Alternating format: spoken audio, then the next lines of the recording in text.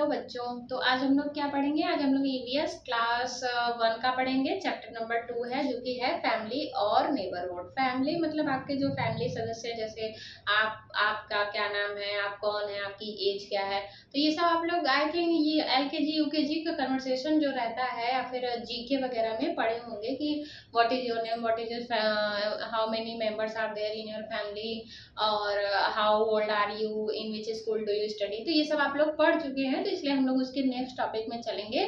Second topic क्या है? And neighbourhood. Neighbourhood का मतलब क्या होता है कि जैसे आपके आसपास, जैसे ये आपका घर है, आपकी जो हाउस है, हाउस के आसपास जितनी भी चीजें होती है वो आपके नेबरहुड में आती है। जैसे पड़ोसी कह लीजिए, नेबरहुड को क्या बोलते हैं हम लोग? पड़ोसी बोलते हैं। जैसे आपके आसपास पड़ोस में कितनी सारी चीजें हैं, जैसे आपके बगल का फ्लैट ले लीजिए, आपके बगल का होम हो गया, आपके बगल की रोड्स हो गई, हॉस्पिटल्स हो गया, स्कूल्स हो गया, या आसपास कौन से प्लांट है, कितने तरह के रोड्स हैं, कई कोई नेशनल हाईवे होता है, कोई छोटा रोड होता है। तो ये सब जितनी भी आपके आसपास की चीजें होती हैं वो क्या होती हैं? वो हमारी नेबरहुड की चीजें होती हैं। तो उसमें आप नेबरहुड में क्या करते हैं, लिखते हैं कि the things near about us, our home, our house. House और होम में क्या अंतर है? होम हाउस का मतलब होता है जब भी आप अपने फैमिली के साथ एक घर में रहते हैं तो वो आपका क्या होता है? वो हाउस होता है। और होम क्या होता है? जब आप कहीं जैसे पढ़ने वगैरह जा रहे हैं या फिर अपने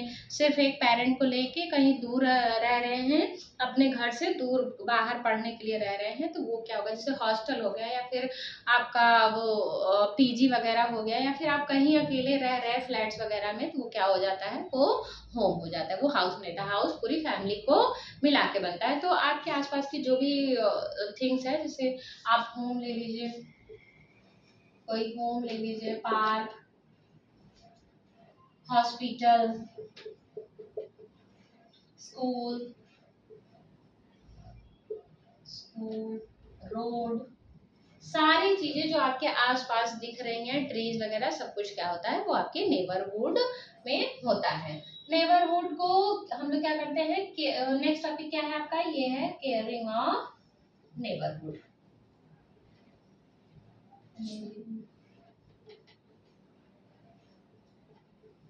caring of neighbourhood. Caring of neighbourhood का मतलब क्या होता है कि जैसे आपको अपने आसपास के इन्वायरमेंट में गंदगी नहीं करनी चाहिए, उसको हमेशा साफ करके रखना चाहिए। क्योंकि जैसे सामाजिक चीज जिसको कहते हैं सब लोग की सामाजिक चीज है, इसको ऐसे बेकार छोड़ दो, तो ऐसा आपको नहीं करना चाहिए। अगर आप एक अच्छे स्टूडेंट हैं, अच्छे बच्चे हैं, तो आपको आसपास की सफाई को ध्यान रखना चाहिए। जैसे ये हो गया, अगर आपके आसपास कोई कचरा दिख रहा हो, सामान इधर उधर फेंका, या कोई केला खा के छिलका इधर उधर कर दिया, तो आपको उसको उठा के कहाँ डाल देना चाहिए? डस्टबिन। आपके जो घर का भी जो कचरा रहता है उसको आपको निकाल के बाहर जो कचरे वाली गाड़ी आती है उसी में डालना चाहिए। ये नहीं कि कहीं आप लेके गए बाहर फेंक दे रहे हैं, या फिर कहीं भी आप डस्टबिन देखिए, एक सार्वजनिक डस्टबिन कहीं भी रखा रहता है तो आप उसमें ले जाके कचड़े को डालिए। इससे आपके आसपास का रोड, इन्वायरमेंट, ये सब क्या रहेगा? जैसे आप कोल्ड ड्रिंक पी रहे हैं, बॉटल कहीं भी फेंक दे रहे हैं, तो ऐसा नहीं करना चाहिए। हमको कोल्ड ड्रिंक या फिर जो भी कचरा, चिप्स वगैरह खा रहे हैं, वो सब हमेशा डस्टबिन में डालना चाहिए। इसी तरह का क्या करना चाहिए? पहला तो यूज डस्टबिन, यूज डस्टबिन की एक क्लीन, एक तो क्लीननेस हो गया, एक सफाई हो गई। ऊपर से क्या होना चाहिए कि हमको क्या करना चाहिए? मोर प्लांट की सैपलिंग करनी चाहिए। क्या करनी चाहिए हमको? और ज्यादा पेड़ आसपास, सैपलिंग जितने ज्यादा आप पेड़ लगाएंगे उतने ज्यादा आपको स्वच्छ इन्वायरमेंट आपके आसपास मिलेगा और आप स्वस्थ रहेंगे। आपको ज्यादा हॉस्पिटल जाने की जरूरत नहीं पड़ेगी। प्लांटेशन,